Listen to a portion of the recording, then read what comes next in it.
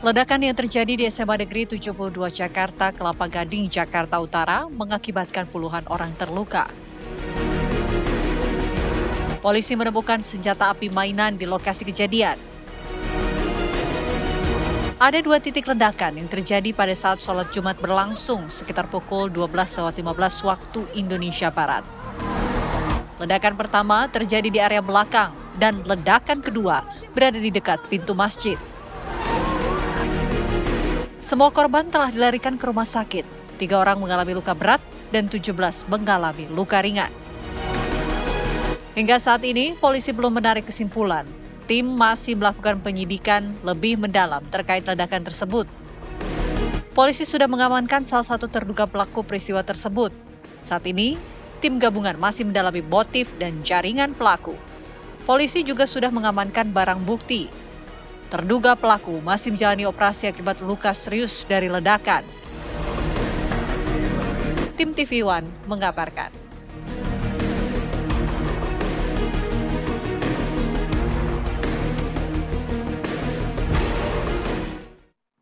Kapolri Jenderal Listio Sigit Prabowo membeberkan hasil penyelidikan terkait ledakan di SMA Negeri 72 Jakarta, Andi Kumala. Ya, saat ini polisi masih mendalami identitas hingga latar belakang pelaku teror. Untuk terduga pelaku saat ini sudah kita dapatkan, anggota sedang melakukan pendalaman terkait dengan identitas korban, kemudian juga lingkungan korban, lingkungan pelaku, termasuk rumah dan hal-hal lain yang saat ini sedang kita dalami, dan tentunya nanti akan diinformasikan lebih lanjut setelah tim gabungan baik dari Polda Metro, dari Densus melaksanakan pendalaman. Ya, kita sangat berduka ya dengan peristiwa yang terjadi kemarin dan puluhan pelajar terluka akibat peristiwa ini. Namun juga kepolisian belum merilis siapakah tersangka atau pelaku pastinya. Meskipun Kapolri sudah mengatakan bahwa dari lingkungan sekolah itu sendiri dan juga pelajar. Nah, kita akan membahas apakah benar dugaan besarnya adalah pelajar dari sekolah itu sendiri dan apa penyebabnya. Sudah hadir di studio narasumber kita ada Ibu Vera Itabiliana, psikolog anak dan remaja. Selamat pagi Ibu Vera. Selamat pagi Ibu Vera. Selamat pagi Mas Philip. Oke, kemudian ada juga Mas Ridwan Habib, pengamat intelijen dan terorisme. Selamat pagi Mas Ridwan. Selamat pagi Mas Ridwan. Ya, dan sebelum kita berdialog, kita akan hadirkan dulu laporan langsung dari lokasi kejadian. Bu Vera dan juga Mas Ridwan, ada rekan kami Atika Harahap di SMA Negeri 72 Jakarta Utara. Selamat pagi Atika. Ya, Atika, bagaimana situasi terkini di lokasi kejadian? Philip dan juga pemirsa, saat ini saya berada. Ya, selamat pagi Andi, Philip dan juga pemirsa. Saat ini saya berada langsung di depan dari sekolah SMA Negeri 72 Kelapa Gading Jakarta Utara, yang mana ini merupakan kejadian ledakan yang terjadi pada Jumat kemarin siang, di mana kejadian ledakan terjadi sekitar pukul 12.15 waktu Indonesia Barat atau saat mau dimulainya ibadah sholat Jumat. Kalau kami gambarkan pada pagi hari ini situasi terbaru, Andi, Philip dan juga pemirsa, masih adanya penjagaan ketat begitu ya dari para petugas dan dari TNI AL ini masih berjaga ketat. Namun memang kami melihat untuk aktivitas warga di sini masih seperti biasa begitu ya. Namun memang penjagaan dari TNI AL masih terus berjaga untuk meminimalisirnya aktivitas tambahan begitu ya, karena memang kemarin sudah dilakukan olah TKP dan saat ini masih berlangsung sterilisasi di lokasi kejadian. Dan memang untuk penyelidikan awal dan sterilisasi oleh Polri dan TNI AL dan Gegana sudah dilakukan usai kemarin ledakan yang terjadi, karena dari informasi yang kami dapatkan bahwa ada 2 ledakan, yang mana ledakan pertama ini sekitar pukul 12.15 di musola sekolah dan disusul oleh ledakan kedua di area kantin ataupun di belakang dari musola pada saat ledakan pertama terjadi.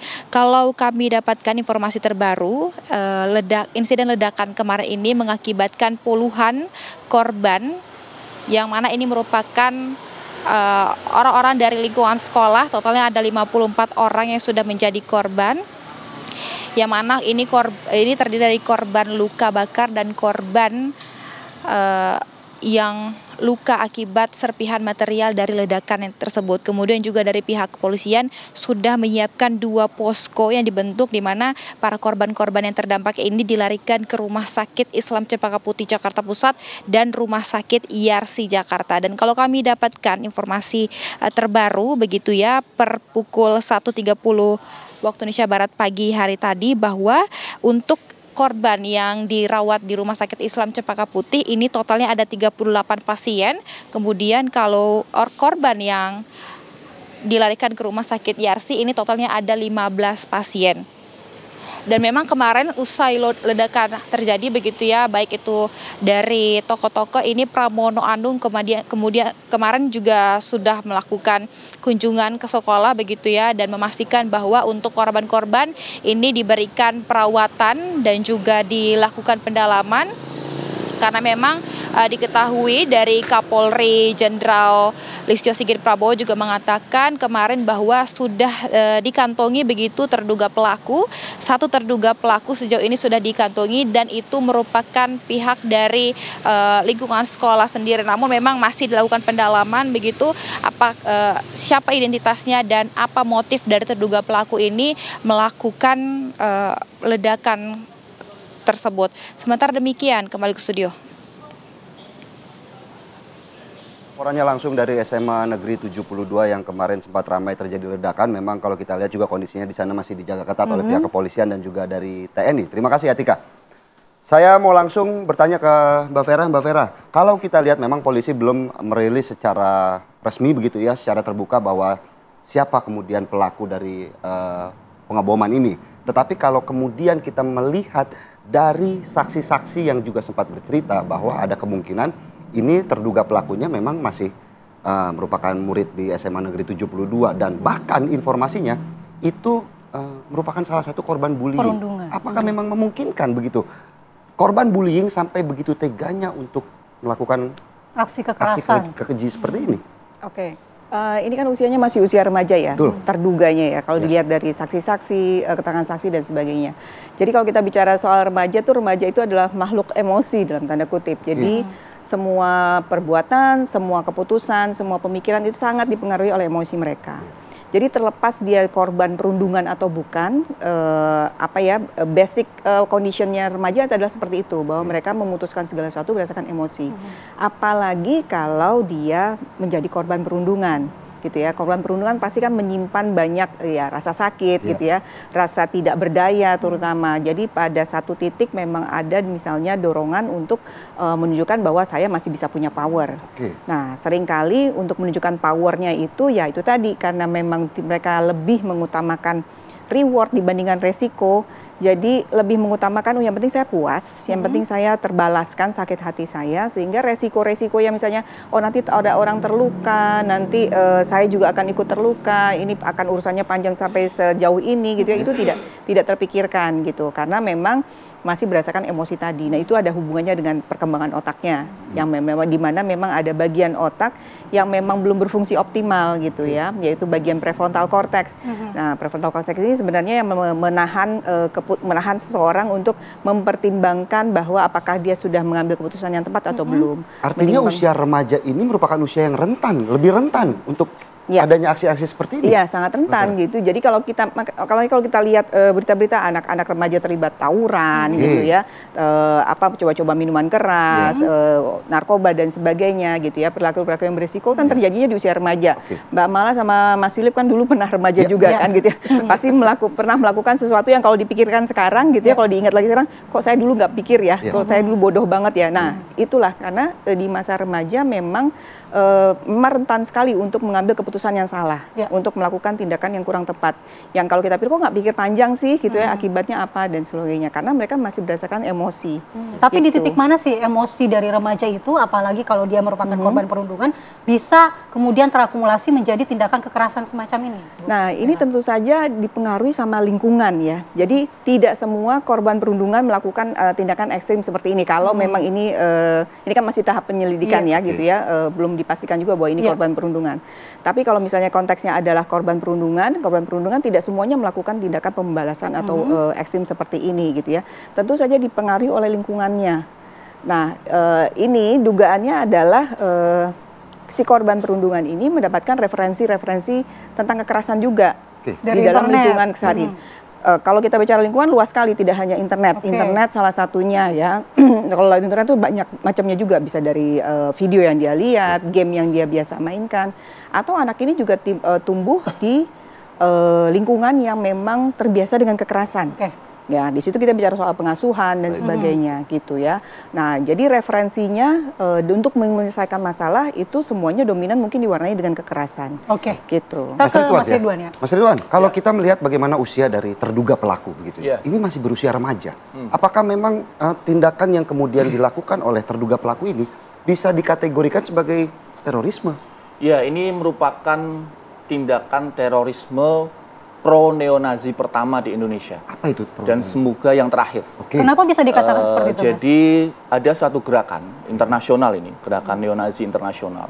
Di Amerika Serikat namanya Groyper. Dan di Amerika Serikat itu menghasilkan 4 kali penembakan sekolah. Dan dilakukan sepanjang 2025. Dilakukan oleh anak usia 17-18 tahun. Yang terpengaruh oleh gerakan ini. Gerakan New Neonazi ini. Yang kemudian dari pendalaman-pendalaman yang dilakukan oleh teman-teman yang meneliti gerakan ini, mereka menyebarkannya menggunakan Discord. Itu seperti aplikasi seperti Telegram, Discord, dan anggotanya bisa ratusan ribu di situ. Dan kemudian di situ termasuk juga panduan-panduan untuk membuat senjata, panduan untuk mencari bahan peledak, panduan untuk merakit, ada di Discord. Tapi apakah ada indikasi bahwa gerakan ini juga sudah masuk ke Indonesia? Yes, itu yang kemudian sangat mengkhawatirkan kami, karena kalau ini adalah kejadian pertama, kita meyakini bahwa tentu saja, semoga tidak, tentu saja ini bisa menginspirasi anggota-anggota atau member-member lain yang masih berada senyap di dalam grup-grup Discord itu.